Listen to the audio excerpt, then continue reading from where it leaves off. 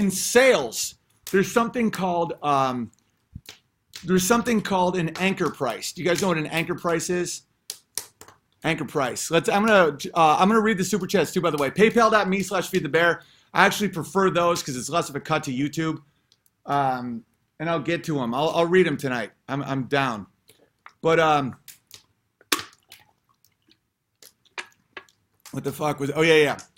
So in sales, there's something called an anchor price, where let's say, like when I was first looking at real estate and Hollywood, I assumed an apartment would be like $40,000.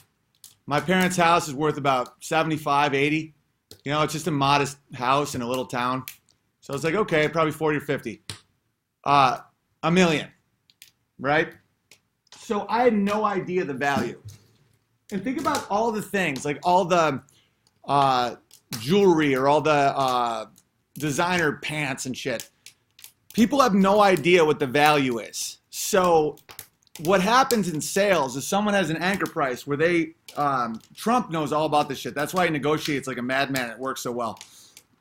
You come in crazy high or crazy unreasonable. You're like, we're going to build a wall. Mexico's going to pay for it. And Nancy Pelosi's going to get fucked by Schumer right on top of the wall while someone fucking plays all my favorite songs. Everyone's like, he is a madman. He is truly despicable. And then by the end, you just get like a wall. So the way that happens is you set a reality where that's possible. And even when people are like, wait a minute, an apartment is $1 million? That's fucking insane.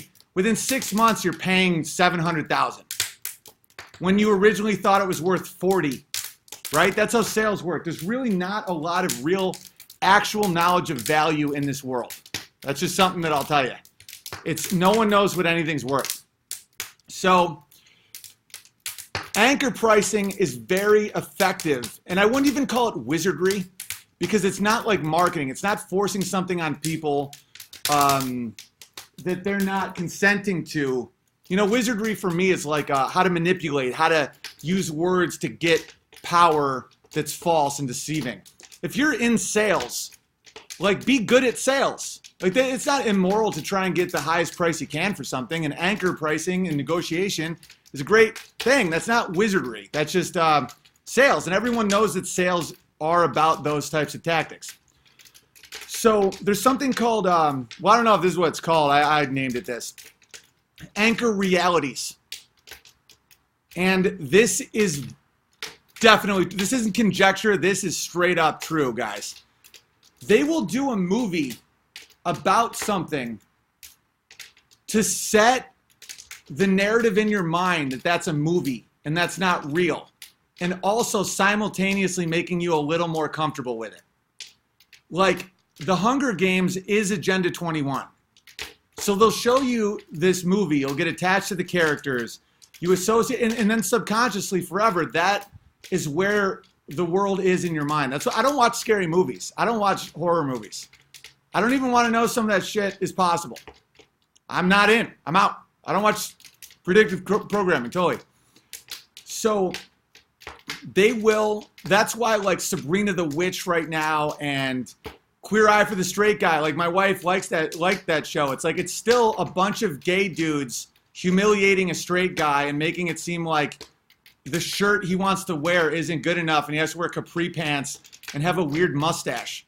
And then the girl is like, finally, you're a good guy. You're finally good looking. Wait a minute, you can bake a souffle? When in reality, she's like, get these faggots out of here. I just want Frank.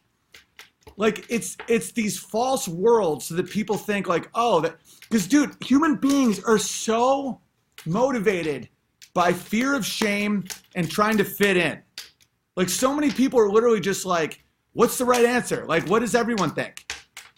And so you have these movies and the new trend, and like the satanic shit is the craziest stuff. And especially when you have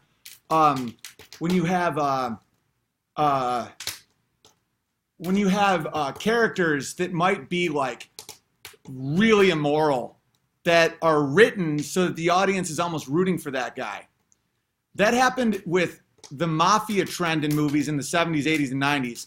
Like, it started with The Godfather, which was jarring to people, and good cinema, it was well written, but it was like, the fact that you rooted for them at all was jarring to people in the 70s. I mean, this was criminals. Back then, people thought crime was bad.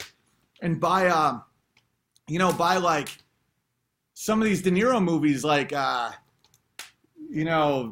psychiatrist, part of the family shit, it's just making a joke out of it, where you have these guys, these people that hustle small businesses. Like the mafia, what they do is they're like, I bet you don't want this nicest place to burn down, do ya? Well, then let's just put $50 in the envelope every morning. I bet you don't want that. And they sell women and sex, and they sell children, and they sell drugs, and they do all the illegal shit that other people won't do, right? I would root for mafia guys like watching a movie set in with like rum runners and shit, because I think making alcohol illegal is fucking insane. But like, they're despicable human beings, and these movies are designed to make people comfortable with crime. Think about all the predictive programming that made people think that cops are all idiots, and they're either like criminals themselves, or they're bumbling morons, or they're racist. When that isn't the truth at all with police.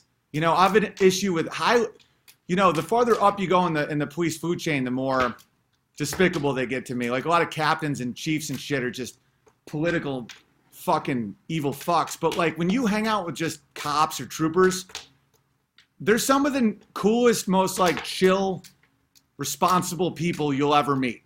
But if you watch movies, they all look like bumbling racist dipshits, or just really corrupt. Like, look at this tail light, boy. You didn't know you were in the deep south, now did you? Now get out of here, Jew. I'm gonna fuck you right in the ass. Has anyone ever been to the deep south? Some of the friendliest people on the planet. Like, the deep south. I knew some people that worked for the Daily Show. Not gonna say who told me the story, because I'm not a rat. I'm not into I'm not into gossip, but I will call out some fucked up people though. But they shot this thing in the deep south. So this one dude, they went down to shoot because they want to humiliate Christian Americans, right? So what they do, the Jews all write the scripts. I'm kind of kidding, but not really. If you go into a writing staff of something like The Daily Show, there will be 25 Jewish males and 2 black guys that they were forced to hire because of the Screen Actors Guild, or the Writers Guild. So when I say that, it's not even at all wrong. Like, you go into a room, they're all Jewish males that are bald, and they're all fucking eating Chinese food, and they're pretty cool guys. But the overall narrative is pretty fucked up. Anyway, so they send some comedians down south, and they were going to act like openly gay guys, and they were going to record all the deep south. They were going to record all the southern idiots being homophobic and bigoted. Well, lo and behold, they went all over and no one reacted at all. None. No one cared, and they were actually very nice. Like, people would be like, "Hi, how are y'all?" And then they'd just start like making out, and people weren't like into it. They just weren't looking and trying to be polite. They're like, you have your what you do, and we do what we do, and have a nice day. It was mind-blowing how they got no reaction. There was no homophobia. There was no yelling. No one was calling them faggots. I would have. Not because they're gay, because I would have known they were comedians being assholes. And so what did they do? Did they show that? Did they put that on television and show the world, like, hey, you know how y'all think that the South is full of like banjo-playing gay rapists, like ignorant, toothless people?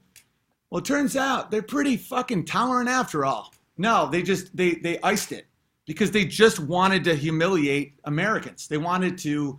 That's why I'm so disgusted by my profession.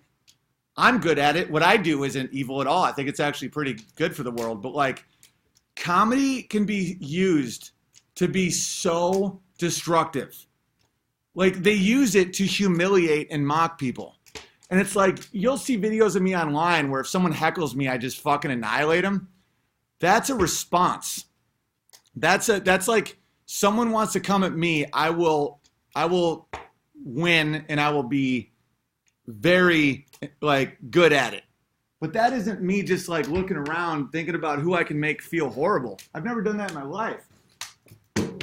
All right, how are we gonna get this fire up? It's a little chilly.